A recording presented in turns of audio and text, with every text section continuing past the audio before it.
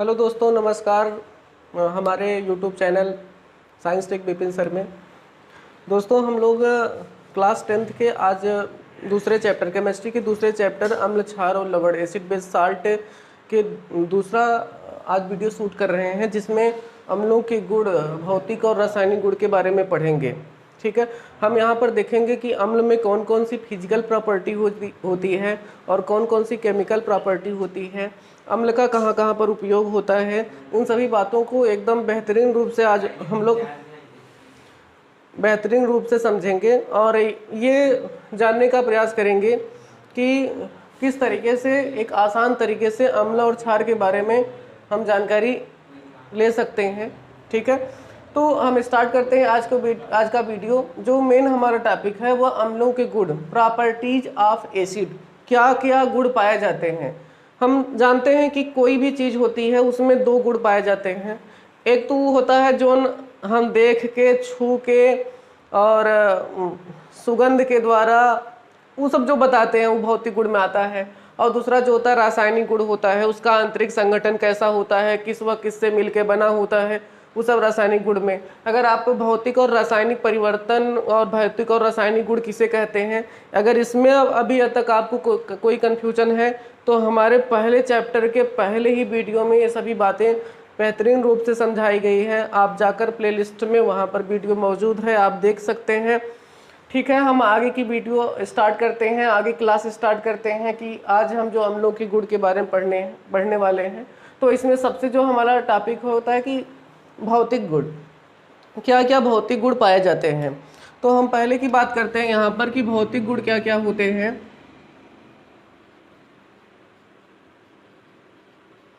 भौतिक गुण, अम्ल की फिजिकल प्रॉपर्टी अर्थात भौतिक गुण में सबसे पहले अगले ही वीडियो में बताया था कि नॉर्मली जो होते हैं अम्ल को हम लोग एसिड कहते हैं।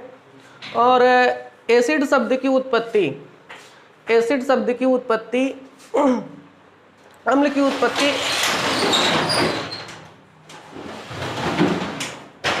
अम्ल शब्द की उत्पत्ति एसिडस शब्द से हुई है और जिसका अर्थ होता है खट्टा। अम्ल शब्द की उत्पत्ति एसिडस शब्द से हुई है लैटिन भाषा के, जिसका नाम होता है खट्टा। तो पहला भौतिक गुण तो हम समझ सकते हैं कि ये स्वाद में खट्टे होते हैं।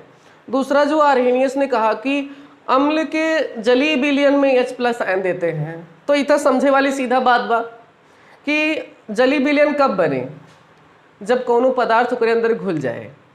अगर न घुले तो जलीय विलयन कैसे बने। तो सीधा सीधा दूसरी बात भी समझ में आवता कि अम्ल जल में विलय होते हैं। तो एक तो हमें भौतिक गुण यहाँ पर मिल गया कि अम्ल स्वाद में खट्टे होते हैं और दूसरी बात अम्ल जल में विलय होते हैं। फिर वहाँ की अगर वीडियो आप देखेंगे तो उसमें एक चीज़ और बताई गई है कि जो अम्ल होते हैं चाहे तो हम उसको टेस्ट करते हैं तो खट्टा आता है, लेकिन कुछ ऐसे पेपर्स आते हैं जिनके माध्यम से भी हम बता सकते हैं कि जो हमारा दिया गया पदार्थ होता है वह अम्ल है कि क्षार है। जिसमें आपको हम एक लिटमस पेपर बताए थे। एक ऐसा पेपर होता है जिसको अम्ल और क्षार में अलग अलग रंग प्रदर्शित करता है। तो इसका जो दूसरा फिजिकल प्रॉपर्टी ये है कि अगर कोई नीले रंग का लिटमस पेपर है और उसका अगर हम विलयन में डाल देते हैं, उसका हम अम्लीय विलयन में डाल देते हैं तो ओकर विलयन लाल रंग के हो जाएगी। ठीक है, तो दूसरा पॉइंट हम नोट कर सकते हैं कि अम्ल नीले लिटमस पेपर को लाल कर देते हैं। तीसरी बात जो होती है कि अम्लों में संक्षारण की प्रकृति होती है। जैसे हो गया आपका कपड़ा हो गया, लकड़ी हो गया, कागज हो गया, शरीर, कोई भी वस्तु अगर अम्ल के सीधे संपर्क में आती है तो धीरे धीरे वो वस्तुएं नष्ट हो जाती हैं। जो वस्तु जितना अधिक प्रबल होता है, जो अम्ल जितना अधिक प्रबल होता है, उसके अंदर संक्षारण प्रकृति उतना ज़्यादा होती है।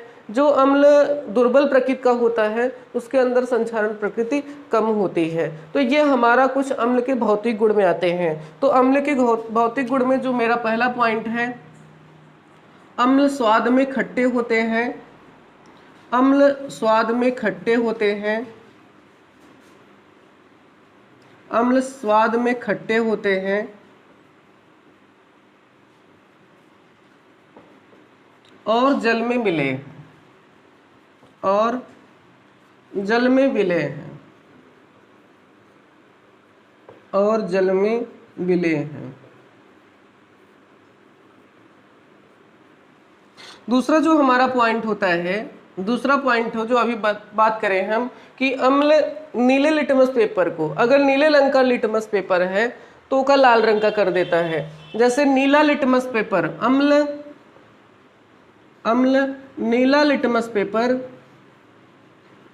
अम्ल नीला लिटमस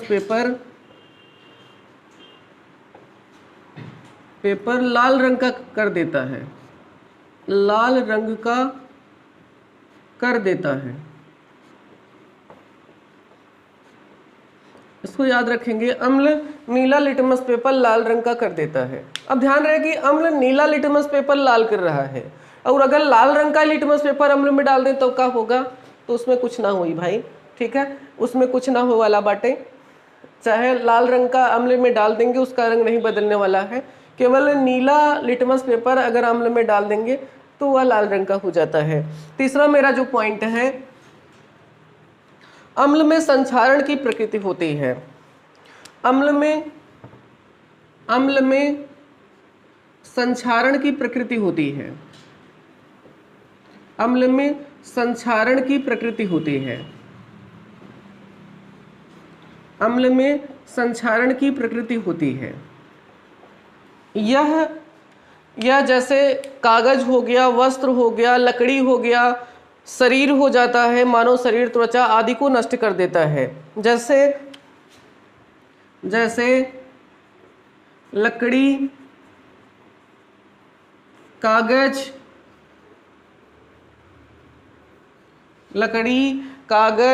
इसके बाद कपड़ा, फिर त्वचा किसी भी जीव का या मानव का हो सकता है, त्वचा आदि को नष्ट कर देता है, आदि को नष्ट कर देता है, आदि को नष्ट कर देता है। तो ये हमारा भौतिक गुण के अंतर्गत आता है, तीनों पॉइंट, ठीक है। तो ये लास्ट वाला पॉइंट जो कहा है कि अम्ल में संक्षारण की प्रकृति होती है, जो लकड़ी, कागज, कपड़ा, त्वचा आदि को नष्ट कर देता है। देखा भाई कि पीछे काफ़ी साल पहले एक बार लड़कियों के ऊपर एसिड अटैक वाला मामला चला था, ठीक है, जिसमें कई लड़कियों के ऊपर एसिड फेंक देते थे तो उसकी जो फेस होता है वह हमेशा के लिए ख़राब हो जाता था। वह यही बात होती है यहाँ पर कि अम्ल में संक्षारण की प्रकृति होती है। जब एसिड किसी के त्वचा के ऊपर पड़ता है एसिड किसी के त्वचा के ऊपर पड़ता है तो हम देखते हैं कि धीरे धीरे वो नष्ट हो जाता है, वो धीरे धीरे वहाँ पर पूरी त्वचा को बेरंग कर देता है, एकदम खराब कर देता है, पूरी तरीके से नष्ट कर देता है। तो इसी तरह लकड़ी हो गया, कागज, कपड़ा, इन सभी पर पड़ने के बाद भी वो उसको प्रभावित कर देता है। तो ये सभी हमारे भौतिक गुण के अंतर्गत आते हैं, है ना। तो अब अगला जो हमारा टॉपिक यहाँ पर आने वाला है वो रासायनिक गुण के आने वाला है, जो है केमिकल प्रॉपर्टीज की क्या क्या केमिकल रिएक्शंस होते हैं, किसके साथ वो कैसा व्यवहार करता है, इसके बारे में आइए देखते हैं, ठीक है। तो हमारा जो दूसरा टॉपिक यहाँ पर होने वाला है वो है रासायनिक गुण।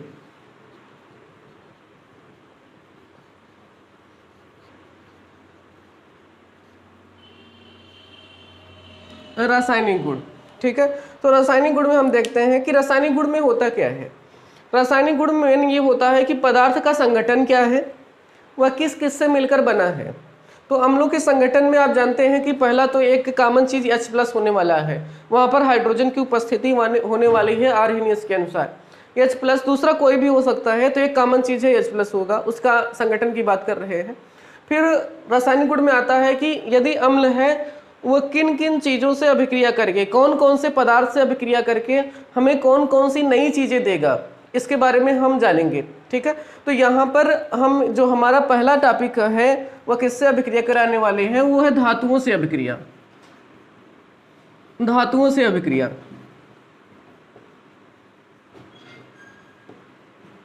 धातुओं से अभिक्रिया, अम्लों की धातुओं से अभिक्रिया। अगर कोई अम्ल है उसकी अभिक्रिया हम धातु से करा रहे हैं तो फिर क्या हमको रिजल्ट के रूप में प्राप्त होने वाला है। तो आप पहले उदाहरण देख लेते हैं कि धातुओं की अभिक्रिया हम कराते हैं तो होता क्या है। जैसे हमारा एक सबसे सरल HCl माना जाता है, यह एक अम्ल है, ये हमारा एक अम्ल है, एक्वा सोल्यूशन में होता है। जब इसका अभिक्रिया हम किसी धातु से कराएं, जैसे हम यहाँ पर सोडियम धातु से करा रहे हैं, सोडियम धातु से करा रहे हैं, ये सॉलिड अवस्था में होता है।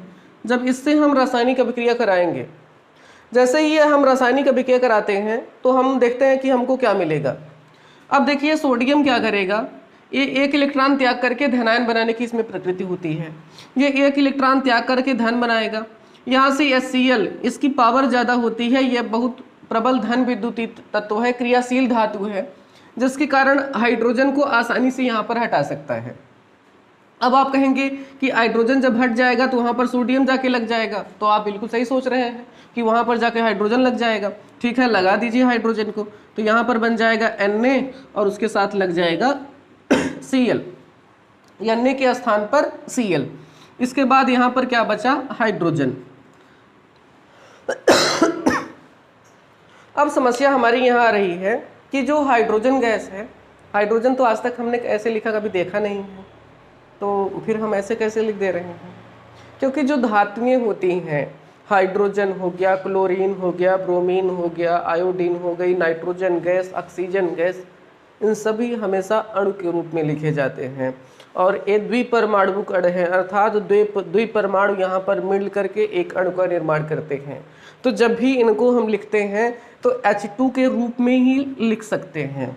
अब जैसे ही हम यहाँ पर H2 लिखेंगे, ये गैस के रूप में बनती है, निकल जाएगी, तो कहेंगे ये बताइए सर कि जब पहले से बता दिया गया है कि जितना परमाणु इधर रहेंगे उतने परमाणु इधर रहेंगे, तो आप कैसे यहाँ पर एक्स्ट्रा कर रहे हैं? यहाँ पर तो एक ही हाइड्रोजन है।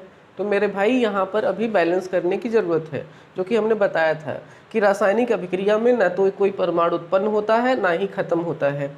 अगर ना उत्पन्न कही सकत है ना खत्म कही सकत है, तो जाहिर बाकी दोनों तरफ बराबर हो चाहिए। तो अगर दोनों तरफ बराबर करेंगे बात तो क्या करेंगे, क्या कही जाए कि दोनों तरफ हम देखेंगे। देखिए यहाँ पर 2 हाइड्रोजन होगा बात, तो जहाँ फिर वहाँ पर 2 हाइड्रोजन की जगह पर 2 का गुणा करेंगे, तो यहाँ पर 2 का हम गुणा कर देते। अगर यहाँ 2 गुणा कर देते तो कहबा कि अब Cl 2 हो गया, बस Cl संतुलित करें, तब यहाँ Cl बाटे तो यूँ Cl के फिर 2 कह देते ही है। जब यहाँ 2 Cl करत भैया 2 Na हो जाए, और अगर 2 Na हो जाए तो फिर यहाँ पर Na को भी 2 करना पड़ेगा। तो इस प्रकार से हमने संतुलित कर दिया। तो कहने का मतलब है कि जब धातुओं की अभिक्रिया हम अम्लों से कराएंगे तो वहाँ पर हमें एक लवण के रूप में प्राप्त होता है और साथ में हाइड्रोजन गैस मुक्त होती है। तो यहाँ पर उसको हम मेंशन कर दे रहे हैं कि धातुओं की अभिक्रिया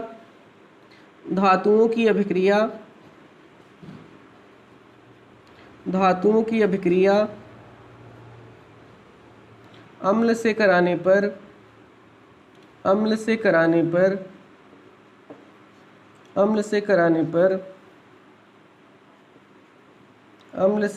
पर हाइड्रोजन गैस मुक्त होती है।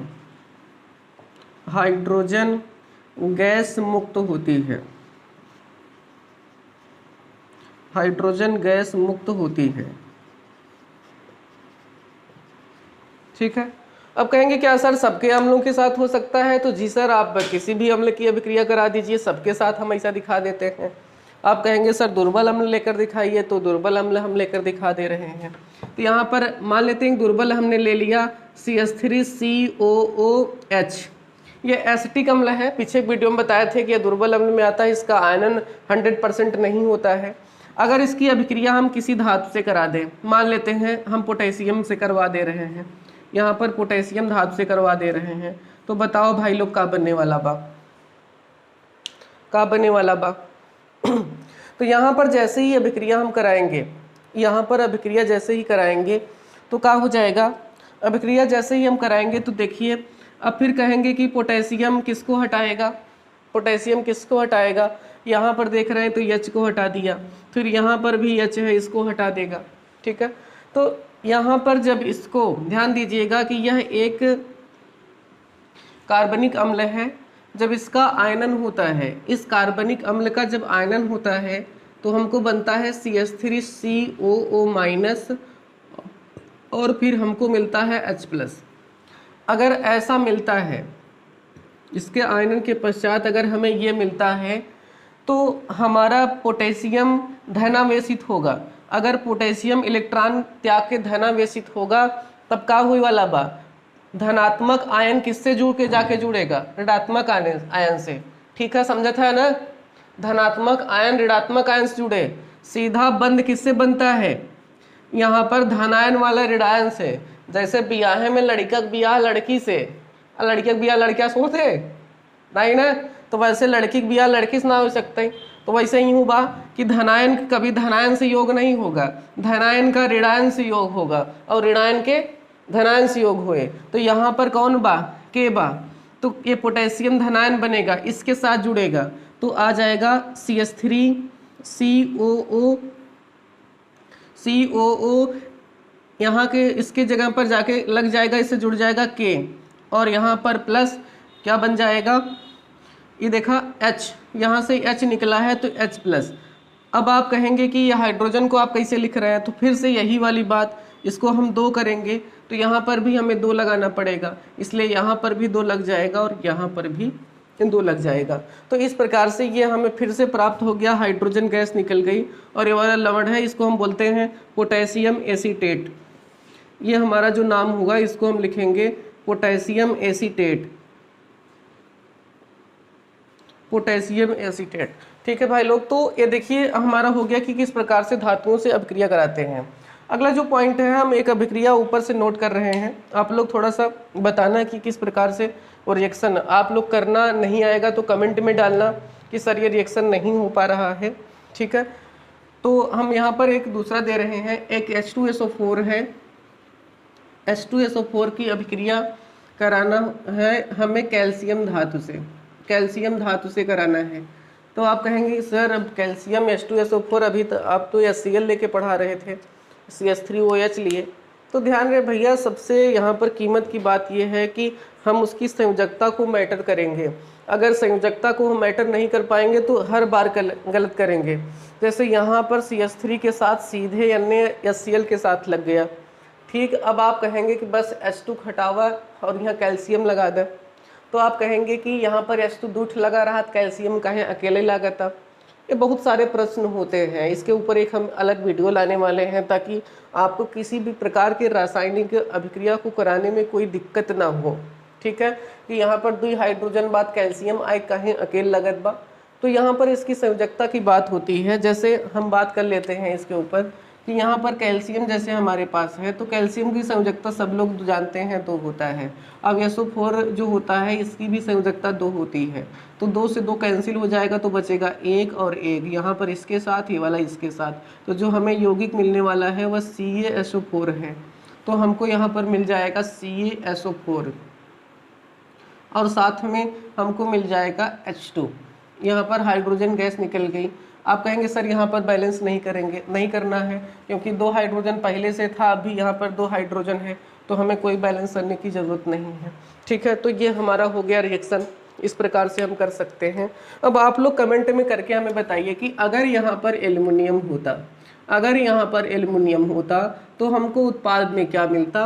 ये कमेंट सेक्शन में आपको कमेंट करके बताना है ताकि हमें पता चले कि कितने लोगों को जो हमने पढ़ाया है वो समझ में आ रहा है। ठीक है, तो हम दूसरे टॉपिक पे चलते हैं।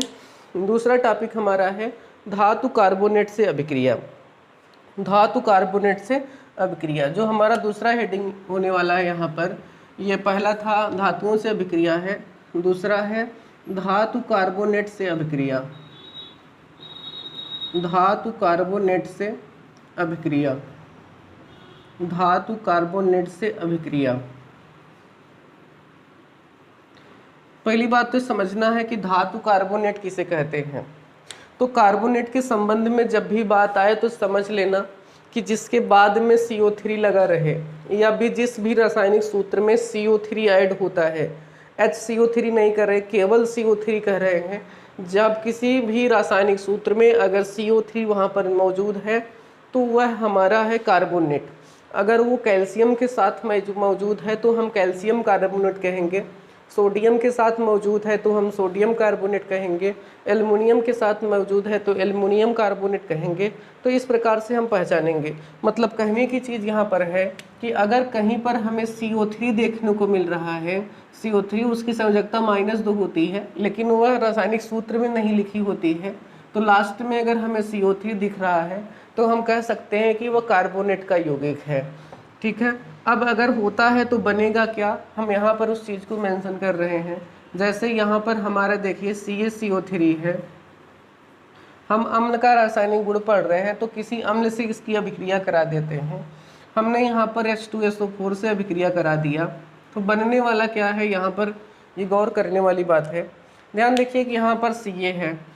अब भाई लोग ध्यान से समझा का होए वाला बात कि ई वाला जब अपघटन होता है इसका तो ये वाला बन जाता है Ca++, इसकी संयोजकता डबल प्लस होती है और CO3 की संयोजकता डबल माइनस होती है। जब यहाँ पर H2SO4 का अपघटन होता है तो हमको बच जाता है 2H+, कभी भी आयन में आने के बाद कोई अणु के रूप में नहीं रहेगा, और प्लस SO4 डबल माइनस। अब देखा फिर से वही बात कि धनायन के ऋणायन के साथ जोड़ दे भाई और ऋणायन के धनायन के साथ जोड़ दे भाई। तो यहाँ पर देखिए कैल्शियम डबल प्लस है, यहाँ पर इसके साथ जुड़ जाएगा तो हमको मिल जाता है CaSO4।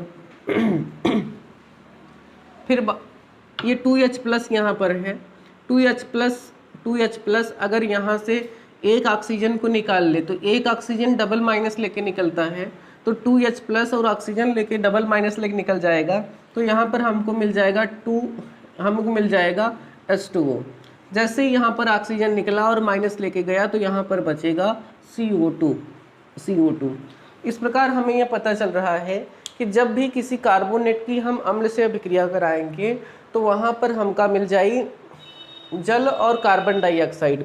मूल रूप से कहना यह है कि हमें कार्बन डाइऑक्साइड गैस प्राप्त होती है। का भाई लोग, कार्बन डाइऑक्साइड गैस प्राप्त होती है। ठीक है, तो यहाँ पर उसको लिख दे रहे हैं कि धातु कार्बोनेट की अम्ल से अभिक्रिया कराने पर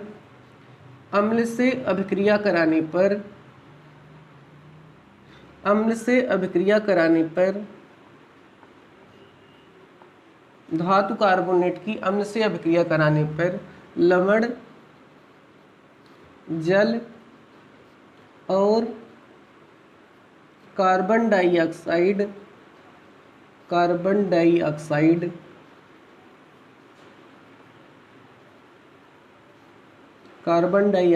इसको CO2 कहते हैं, मुक्त होती है। ये हमारा हो गया। ठीक है, आप पूछेंगे कि क्या और सभी रिएक्शन हो सकते हैं। इसी प्रकार कार्बोनेट के स्थान पर आप बाइकार्बोनेट से भी रिएक्शन करा सकते हैं। अब बाइकार्बोनेट से कैसे रिएक्शन कराएंगे उसको देख लीजिए। जैसे हमारे पास है NaHCO3, जहाँ पर केवल CO3 लगा होता है उसको हम कार्बोनेट बोलते हैं, और जहाँ पर HCO3 लगा होता है उसको हम बाइकार्बोनेट बोलते हैं। जैसे इसको बोलना होगा तो हम बोलेंगे कैल्शियम कार्बोनेट बोलेंगे, यहाँ पर इसको बोलना होगा तो हम बोलेंगे सोडियम, और इतने पूरे को हम बाइकार्बोनेट बोलते हैं तो इसका पूरा नाम हो जाएगा सोडियम बाइकार्बोनेट। सोडियम बाइकार्बोनेट की हम अभिक्रिया HNO3 से कराने वाले हैं, जो कि एक ताकतवर अम्ल होता है, नाइट्रिक अम्ल। अब इसकी अभिक्रिया जब होगी तो क्या होगी, देखिए यहाँ से ये सोडियम प्लस बनेगा जिसको हम बोलते हैं Na+, और यहाँ पर आएगा NO3-, यहाँ पर NO3- और ये वाला Na+, दोनों मिल जाएंगे तो बन जाएगा NaNO3 मिल गया। यहाँ पर एक हाइड्रोजन है और एक हाइड्रोजन यहाँ पर है, 2 हाइड्रोजन और यहाँ से एक ऑक्सीजन ले लेगा तो बन जाएगा H2O, साथ में एक कार्बन और यहाँ से एक निकलने के बाद 2 ऑक्सीजन बचेगा तो यहाँ पर बन गया CO2। तो ये भी हमको प्राप्त हो जाता है कि जब हम अभिक्रिया कराते हैं। तो ये हमारा दूसरा टॉपिक यहाँ पर हो गया कि धातु कार्बोनेट की अभिक्रिया अगर हम किसी अम्ल से कराते हैं तो हमको क्या प्राप्त होता है। जो हमारा तीसरा टॉपिक मेंशन करने वाले हैं वो वाला है हमारा धातु ऑक्साइडों से अभिक्रिया। धातु ऑक्साइडों से अभिक्रिया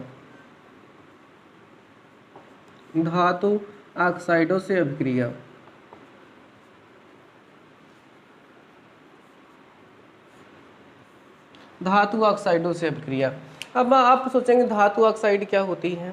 अगर धातुएं ऑक्सीजन के साथ होती हैं तो उसको हम धातु ऑक्साइड कहते हैं। अगर कहीं पर भी धातुएं ऑक्सीजन के साथ रासायनिक संबंध बनाए हुए हैं, तो उसको हम बोलते हैं धातु ऑक्साइड। कुछ धातु ऑक्साइडों के अगर नाम बताए हैं हमको, आप लोगों को बताएं, तो धातु ऑक्साइड क्या होते हैं, जैसे Na2 हो गया, Na2 हो गया, Mgu हो गया, Al2O3 हो गया। इन सब में ये सभी ऑक्सीजन गैस के साथ जुड़े हैं। तो अगर ये सभी ऑक्सीजन गैस के साथ रासायनिक संबंध अगर बनाए हुए हैं, तो हम यहाँ पर सिंपली ये कह सकते हैं कि ये सभी ऑक्साइड हैं। आपके मन में ये प्रश्न आ रहा होगा कि यहाँ पर सोडियम 2 है, सॉरी यहाँ पर ओ अब रहना चाहिए था, यहाँ पर सोडियम 2 है, ऑक्सीजन 1 है, यहाँ पर Mg भी 1 है, ऑक्सीजन 1 है, अगले वाले में एल्युमिनियम 2 है, ऑक्सीजन 3 है। तो ये सर कैसे बदल रहा है, जबकि नाम में कोई परिवर्तन नहीं है। ये वाला सोडियम ऑक्साइड है, या मैग्नीशियम ऑक्साइड है, ये वाला एल्युमिनियम ऑक्साइड है। तो इन सब के बारे में एक अलग से हम वीडियो अपलोड करेंगे जल्द ही, जिसमें आपको ये पूरा कॉन्सेप्ट से बताएंगे कि कब 2 आता है, कब 3 आता है। तो तब तक वैसे ही जानते रहिए, आगे की वीडियो में हम मेंशन करेंगे किस प्रकार से ये हम समझ पाते हैं, ठीक है। लेकिन ये जानिए कि अगर धातुएं ऑक्सीजन के साथ होती हैं तो उसको हम लोग धातु ऑक्साइड कहते हैं, ठीक है। अब क्या होगा अगर अम्ल से अभिक्रिया कराएं, हम एक उदाहरण लेके बताते हैं। जैसे ये हमारा धातु ऑक्साइड है Na2, जैसे एक हमारा ये धातु ऑक्साइड है NO2, इसकी अभिक्रिया हम किसी अम्ल जैसे HCl से करा दिए, तो आप सोचेंगे कि करवा दीजिए, क्या बनने वाला है। अब ध्यान दीजिए, फिर से वही बात, सोडियम एक प्रबल धन विद्युतीय तत्व है, क्लोरीन एक ऋण विद्युतीय तत्व है, H+ और Cl- बनेंगे। तो अगर H+ एक प्रबल धन विद्युतीय और एक प्रबल ऋण विद्युतीय तत्व होता है, तो दोनों के बीच में तुरंत आयनिक बंध बनता है। जैसे ही आयनिक बंध बनेगा तो ये एक आयनिक यौगिक बन जाएगा NaCl। अब आप कहेंगे अरे भैया सोडियम 2 बा, अकेले कहाँ लिखा था, अरे लिख देते ही ना भैया, तो कहाँ जल्दी में है। तो 2 यहाँ बा और यहाँ पर भी Cl अकेले ही है, तो यहाँ पर 2 करेंगे। जैसे यहाँ पर 2 करेंगे तो यहाँ पर क्या हो जाएगा, Cl भी 2 करना पड़ेगा, तो यहाँ पर 2 Cl करेंगे, 2 हाइड्रोजन हो जाएगी, 2 हाइड्रोजन लिया एक बहरे फेंक दे, फिर आंसर होगा, ठीक है। तो इस प्रकार मतलब कहने का मतलब है कि ऑक्साइडों से कराने के बाद भी वहाँ पर हमारे पास हाइड्रोजन गैस ही मुक्त होती है। मैग्नीशियम से करा सकते हैं, मैग्नीशियम ऑक्साइड की अभिक्रिया आप करा दीजिए H2SO4 के साथ, तो फिर आपको आंसर में क्या मिलने वाला है। मैग्नीशियम डबल+2 के साथ एक धन विद्युतीय तत्व है, SO4 डबल- के साथ एक मूलक के रूप में होता है। अब ये डबल- डबल+ आपस में मिल जाएंगे तो बन जाएगा हमारा MgSO4 और प्लस यहाँ पर हाइड्रोजन गैस मुक्त हो जाती है। तो कहने का मतलब यहाँ पर हम अगर नोट कर दें कि धातुएं ऑक्साइडों से अभिक्रिया करके धातु ऑक्साइड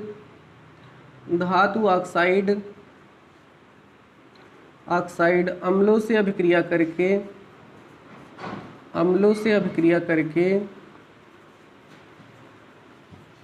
करके हाइड्रोजन गैस मुक्त करते हैं, हाइड्रोजन गैस मुक्त करते हैं, ठीक है। तो ये हमारा हो गया रासायनिक गुण, ठीक है। तो हमने एक बहुत अच्छे तरीके से आपको बताया कि अम्ल के भौतिक गुण क्या होते हैं और अम्ल के रासायनिक गुण होते हैं, उसको एक पूरे उदाहरण के साथ सभी बातों को हमने बताया। अगर यहाँ पर अभी इस वीडियो में अम्लों के भौतिक तथा रासायनिक गुणों को लेकर आपके मन में कोई प्रश्न है तो बेझिझक कमेंट बॉक्स में उसका प्रश्न को पूछ लीजिए। साथ में ये जो हमने यहाँ पर एक रिएक्शन दिया है, आपसे यह आशा करते हैं कि आप लोग ज़रूर इसका आंसर निकालेंगे, रिएक्शन को करेंगे और कमेंट बॉक्स में इसका आंसर देंगे, ठीक है। तब तक आप लोग इसका नोट्स बनाएंगे और हम अगली वाली वीडियो लेकर आने वाले हैं कि अम्लों का उपयोग कहाँ पर होता है, इसके बारे में पढ़ेंगे, ठीक है। अगर आपको ये वीडियो अच्छी लग रही है तो अपने दोस्तों के पास शेयर करें और वीडियो को लाइक करना ना भूलें। थैंक यू, धन्यवाद। अगली वीडियो में मिलते हैं, तब तक के लिए बाय बाय।